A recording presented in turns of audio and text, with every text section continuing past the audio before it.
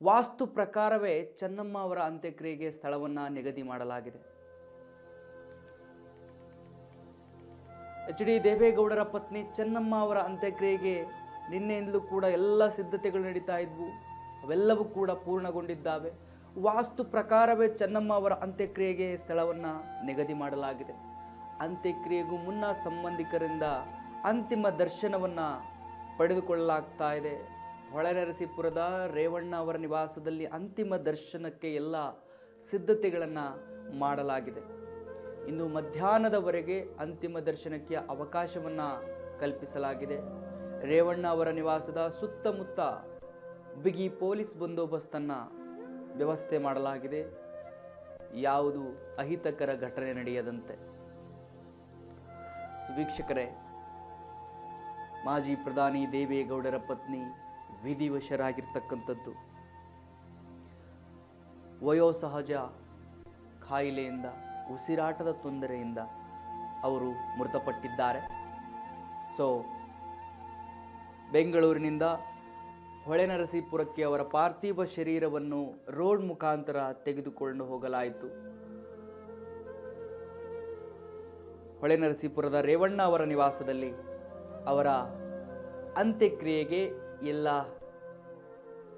ನಿವಾಸದಲ್ಲಿ ಅಂತಿಮ ದರ್ಶನಕ್ಕೆ ಎಲ್ಲ ಸಿದ್ಧತೆಗಳಾಗಿದ್ದಾವೆ. ಅದಾದ ಮೇಲೆ ಮಾವಿನಕೆರೆಯ ಶ್ರೀ ರಂಗನಾಥ ಸ್ವಾಮಿ ತಪ್ಪಲಿನಲ್ಲಿ, ಬೆಟ್ಟದ ತಪ್ಪಲಿನಲ್ಲಿ ಅವರ ಅಂತ್ಯಕ್ರಿಯೆ ಆಗುತ್ತೆ. ಅದಕ್ಕೂ ಕೂಡ ಎಲ್ಲ ಸಿದ್ಧತೆಯನ್ನು ಮಾಡಿಕೊಳ್ಳಲಾಗಿದೆ. ಅವರ ಪುತ್ರ ರೇವಣ್ಣ ಅವರು ನಿನ್ನೆ ಎಲ್ಲ ಅಂತ್ಯಕ್ರಿಯೆ ಆಗುವ ಸ್ಥಳವನ್ನು ಖುದ್ದಾಗಿ ನಿಂತು ರೆಡಿ ಮಾಡಿಸಿ ಎಲ್ಲ ಪರಿಶೀಲನೆಯನ್ನು ಕೂಡ ಮಾಡಿದ್ದಾರೆ. ಜೊತೆಗೆ ದೇವೇಗೌಡರು ಕೂಡ ಆ ಸ್ಥಳವನ್ನು ಪರಿಶೀಲನೆ ಮಾಡಿದ್ರು. ನಿನ್ನೆ 11 ಗಂಟೆ ಸುಮಾರಿಗೆ ಪಾರ್ಥಿವ ಶರೀರ ಹೊಳೆನರಸೀಪುರಕ್ಕೆ ತಲುಪ್ತು. ಬಹಳಷ್ಟು ತಡವಾಯಿತು. ಯಾಕಂತ ಹೇಳಿದ್ರೆ ಪ್ರತಿ ಊರಿಗೂ ಕೂಡ ನಿಲ್ಲಿಸ್ಕೊಂತ ಅಂತಿಮ ದರ್ಶನವನ್ನು ಪ್ರತಿ ಕಾರ್ಯಕರ್ತರು ಎಲ್ಲರೂ ಕೂಡ ಚೆನ್ನಮ್ಮ ಅವರ ಅಂತಿಮ ದರ್ಶನವನ್ನು ಪಡೆದುಕೊಂಡ್ರು.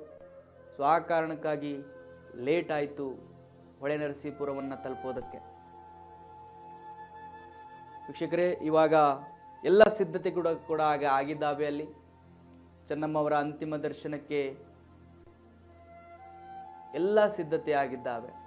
ಲಕ್ಷಾಂತರ ಜನ ಅಂತಿಮ ದರ್ಶನಕ್ಕೆ ಬರುವ ಸಾಧ್ಯತೆಗಳಿರುವುದರಿಂದ ಅಲ್ಲಿ ಬ್ಯಾರಿಗೇಟ್ಗಳನ್ನು ಹಾಕಿ ಯಾವ ರೀತಿ ಜನಗಳನ್ನು ಸಾಲಾಗಿ ಬಿಡಬೇಕು ಅವೆಲ್ಲ ವ್ಯವಸ್ಥೆ ಕೂಡ ಆಗಿದೆ. ಇನ್ನು ಹಲವು ರಾಜಕೀಯ ಗಣ್ಯರು ಬರುತ್ತಾರೆ, ಅದಕ್ಕೋಸ್ಕರ ಹೆಲಿಪ್ಯಾಡ್ಗಳನ್ನು ಕೂಡ ನಿರ್ಮಾಣ ಮಾಡಲಾಗಿದೆ. ಹೆಲಿಕಾಪ್ಟರ್ಗಳ ಮುಖಾಂತರ ಹೆಲಿಪ್ಯಾಡ್ನಲ್ಲಿ ಲ್ಯಾಂಡ್ ಆಗಿ ಅದಾದ ಮೇಲೆ ಅಲ್ಲಿಂದ ಕಾರಿನಿಂದ ಬರುವಂಥ ವ್ಯವಸ್ಥೆಯನ್ನು ಮಾಡಲಾಗಿದೆ.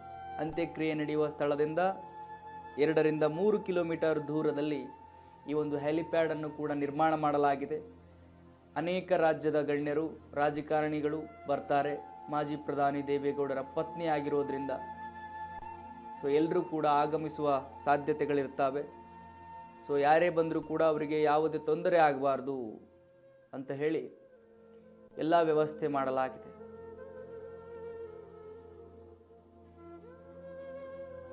ಈ ದೃಶ್ಯದಲ್ಲಿ ಕೂಡ ಗಮನಿಸ್ತಾ ಇದ್ದೀರಿ, ರೇವಣ್ಣ ಅವರು, ಕುಮಾರಸ್ವಾಮಿ ಅವರು ಅವರ ತಾಯಿಯ ಅಂತ್ಯಕ್ರಿಯೆಗೆ ಏನೇನು ಸಿದ್ಧತೆ ಬೇಕೋ ಎಲ್ಲವನ್ನು ಕೂಡ ಮಾಡಿಕೊಳ್ತಾ ಇದ್ದಾರೆ.